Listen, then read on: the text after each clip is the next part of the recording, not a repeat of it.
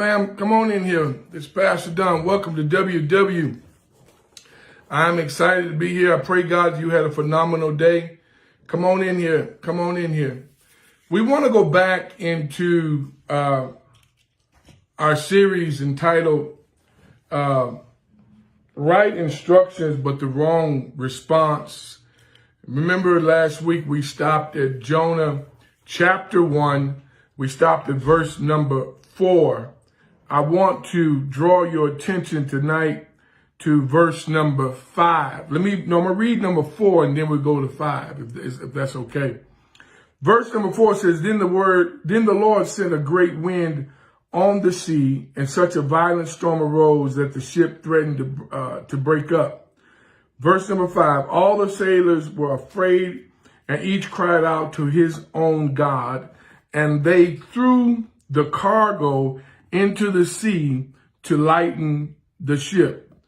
But Jonah had gone below deck, where he lay down and fell into a deep sleep. Remember, right instructions, wrong response. If y'all remember, we talked about Jonah being told what to do, where to go. Jonah chose to go the opposite direction. Jonah pays his fare, gets on a ship to sail and go over to Tarshish. But then God says, okay, since you think you are clever enough to run from the presence of the Lord, I don't know where in the world could he have gotten that idea that he can run from the presence of the Lord. Because y'all do know that the God we serve is omnipresent, right? That means he's everywhere at the same time. So he gets on the ship. God says, okay, all right, let me call. Now, God, the same one in verse number 1, it says, and the word of the Lord came to Jonah. That same Lord, that same God, that same powerful one, that almighty one, now goes from talking, y'all ready for this? Goes from talking to Jonah to Lord, get your mouth right, to start talking to the wind and the water. Trying to get Jonah to obey. Jonah didn't obey, but he talked to the wind and the water, and the wind and the water obeyed him. To the point that the ship felt like it was going to break in half. The sailors were afraid. Each of them cried out to his own God, and they threw cargo trying to lighten the load. But then Jonah, with his old crazy self, twisted up in the mix. Sin can get us so messed up, y'all. I'll never forget it. And if you know Brenda Bethea, you tell her that Pastor Don is still referring to her in this sense. Brenda Bethea, let her know, Preacher Walker, let her know I said these words. She said, sin will take you further than you want to go and keep you longer than you want to be kept. I promise you, I'll try to never forget that as long as I live, because that's the God's honest truth. That's the God's honest truth. That's it. Yeah, I'm telling you, that's it. So watch this. Jonah is asleep. And verse number 6 says, they go and tell him, say, look here, man. The captains went to him and said, how in the world? How can you sleep? Get up and call on your God. Maybe he will take, watch this. He will take notice of us so that we will not perish.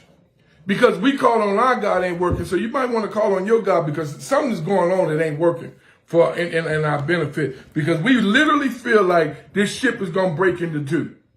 How in the world can you sleep? See, sin will cause you to be so asleep in your sin that when you won't even realize you are in trouble, we will not realize that we've been in trouble for. I mean, these folks are throwing. Can you imagine the calamity, the noise that's going on around them? All this wind, this water, they scared. They throwing stuff over the side, and you down here asleep. Watch this. Verse number 7. Then the sailors said to each other, come, let us cast lots to find out who is responsible for this calamity. They cast lots, and all the lots fell on Jonah. We ain't even got to look. Let's cast lots. Let's find out let's find out who has brought all this madness on to us. That's what the text says. Now you got to remember that my text, my version may sound a little bit different than what you're used to. Watch this. He says, in verse 8, it says, so they asked him, tell us who's responsible for making all this trouble for us.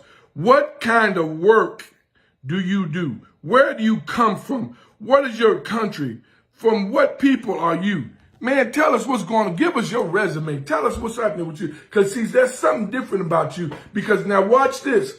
This is something they did on a regular, never encountered that kind of storm, that kind of wind. Now, you know, if that's what they did regularly, you know they had their way of checking what? The weather report.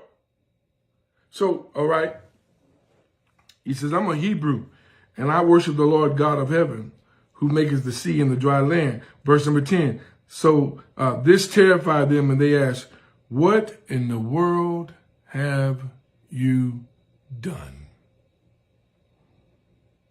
They knew he was running away from the law because he had already told them so. That's verse 10. That's where we're going to stop at. Right instructions, wrong response.